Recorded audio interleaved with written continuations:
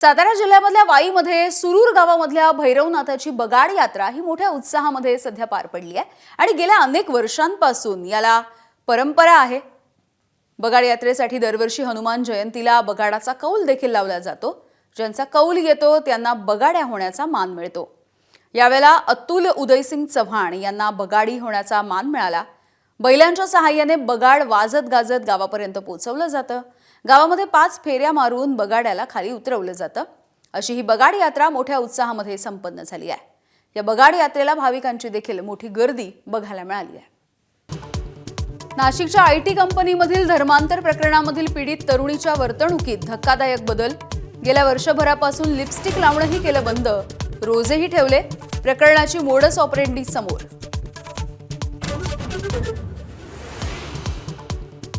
नाशिक धर्मांतर प्रकरणामधील 5 आरोपींना न्यायालयीन कोठडी।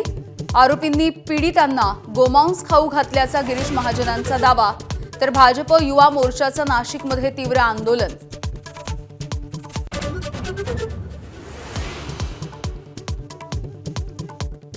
एकनाथ शिंदेंची ठाकरे सेनेच्या 8 खासदारांशी कथित बैठक झाल्याच्या वृत्तानं खळबळ।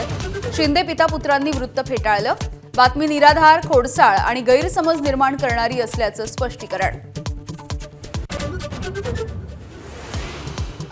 उभा चिरला तरी उद्धव ठाकरेंची साथ सोडणार नाही, अरविंद सावंत यांच्याकडून स्पष्ट। ठाकरेंना सोडून जाणार नाही, पत्रकारांनाच दिली लेखी हमी। मानहानीचा खटला दाखल करण्याचा इशारा। ठाकरेंच्या खासदारांसोबत कोणतीही बैठक नाही, ठाकरेंची सेनाच अशा बातम्या पसरवतीये। नरेश म्हस्केंची टीका। ऑपरेशन टायगर म्हणजे फक्त खासदार नाही तर शिवसैनिकही, प्रताप सरनाईक यांचा दावा। रुपाली चाकणकरांची बहीण प्रतिभा चाकणकर यांना शिर्डी पोलिसांची नोटीस। चाकणकरांच्या समता पतसंस्थेमधल्या खात्यामधून कोट्यवधींचे व्यवहार। 5 दिवसांमध्ये जबाब नोंदवण्यासाठी हजर राहावं लागणार।